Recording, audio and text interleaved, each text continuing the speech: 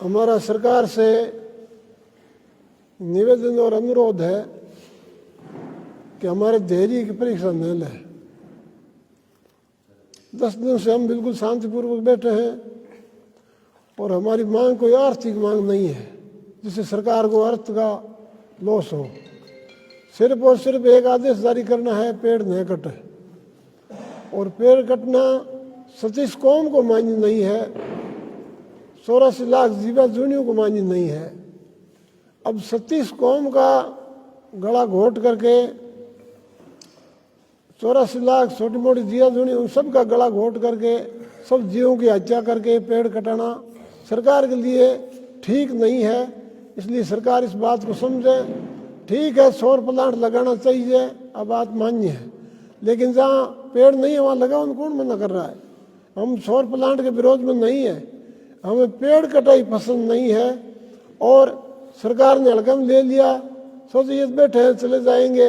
और परसों 2 तारीख को 1,25,000 आदमी यहाँ आए थे और हम आह्वान करेंगे तो 1,50,000 आएंगे। अब फिर आगे मेला भी आ रहा है।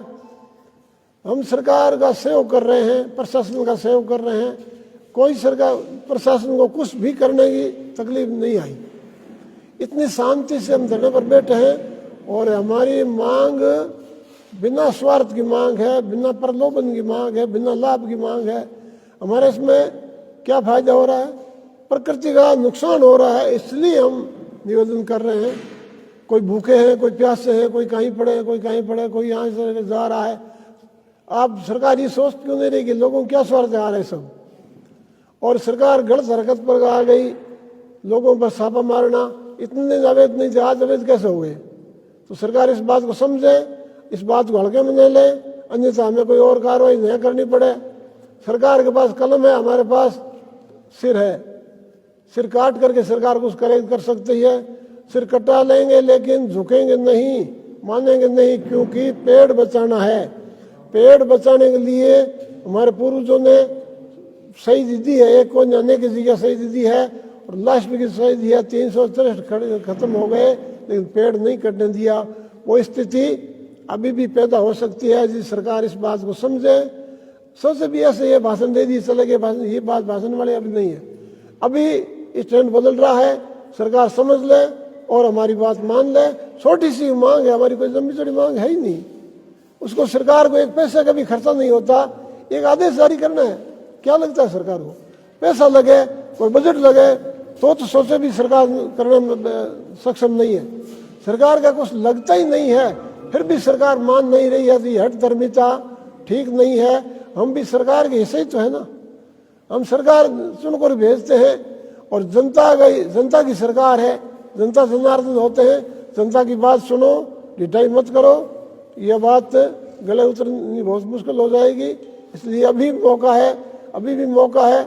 कल तक शाम तक आप समझ जाओ और हमारी बात मान लो, ठीक रहेंगे। अन्यथा आंदोलन फिर जोर पकड़ेगा, हाथ पैर सबके फूल जाएंगे, सब पछताओगे। इसलिए आज हमारी बात को हल्के में न लेकर के इस बात को गंभीरता से लेकर के समझे, ताकि सरकार को और हमें दो में कोई व्यवधान नहीं पैदा हो और वार्ता में कोई विघ्न नहीं पड़े। इसलिए सरकार इस बात को समझे, सोचे, विचार करे, इस पर गौर करे। बोलो विष्णु भगवान की जय। गुरुजी, मुकाम मेले में कितने लाखों लोगों की भीड़ आती है, कितने लोग आते हैं और आप लोग अगर मांग नहीं मानी जाती है तो क्या आह्वान करोगे? मुकाम मेले में लगभग 5 लाख लोग आते हैं और हम आह्वान करेंगे तो 2-2.5 लाख यहाँ आ जाएंगे। कहाँ घुसाएगी सरकार? पूछ लो इनसे। क्या आप आह्वान करेंगे और क्या करेंगे? आह्वान करेंगे। मैं तो आह्वान ऐसा करूंगा कि 5 लाख यहाँ आए, लेकिन कुछ लोग हो सके सरकार के पास साथ में भी हो सकते हैं। और ये तो 2.5 लाख में तो कोई कोताही नहीं है। 2.5 लाख लोग यहाँ आएंगे। आपने अभी हाल ही में मुख्यमंत्री जी से बात की थी, क्या नतीजा निकला उसका? उन्होंने क्या आश्वासन दिया आपको? मुख्यमंत्री से वार्ता की ना, उस वार्ता में थोड़ा सा फर्क रह गया।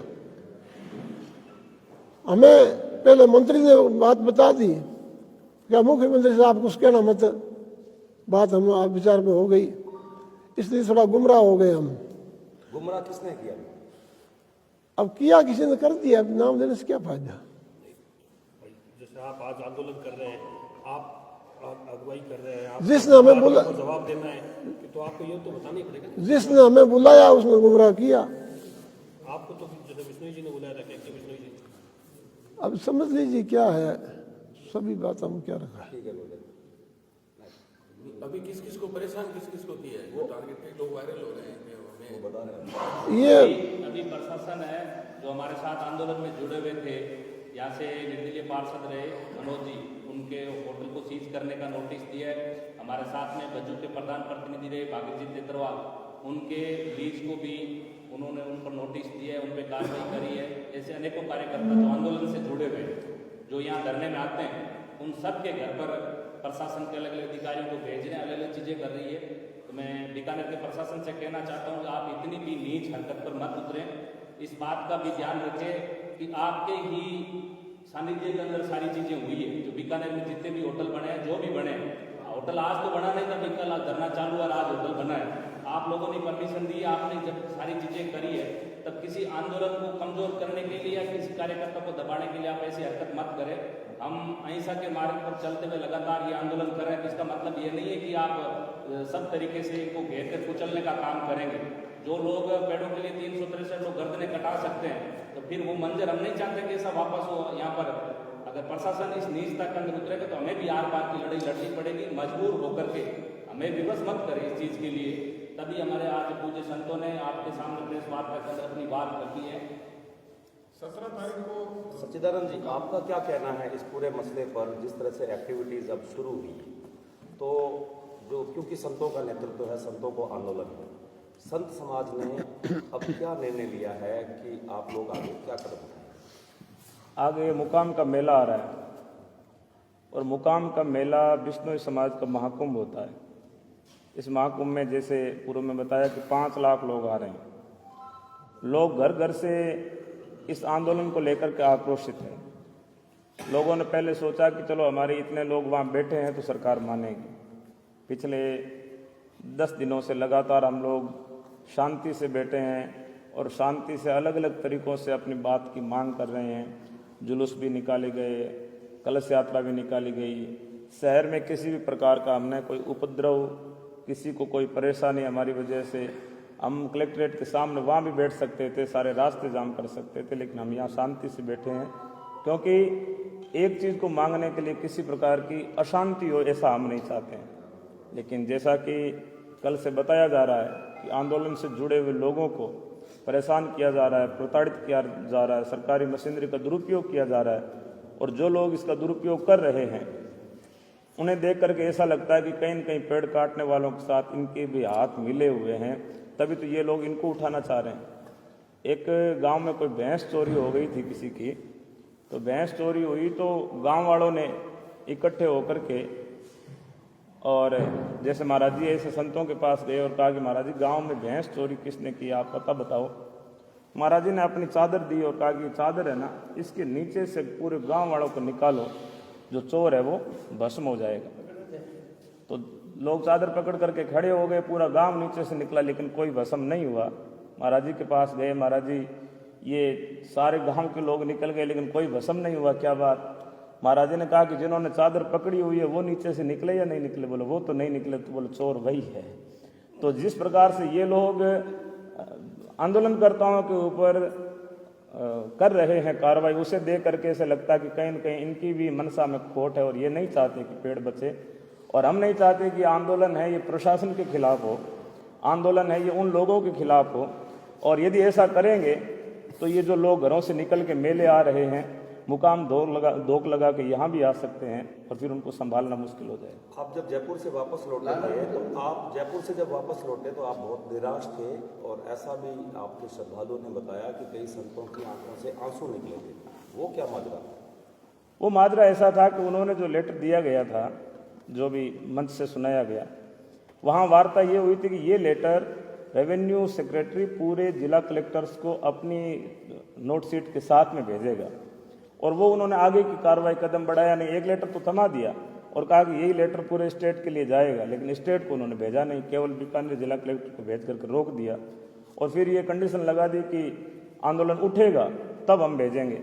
तब शर्तों के साथ में तो ऐसे कैसे उठ सकते हैं? इतने लोग बैठे हैं, आप कुछ न कुछ सशक्त आश्वासन दोगे तभी तो हम लोग उठ पाएंगे।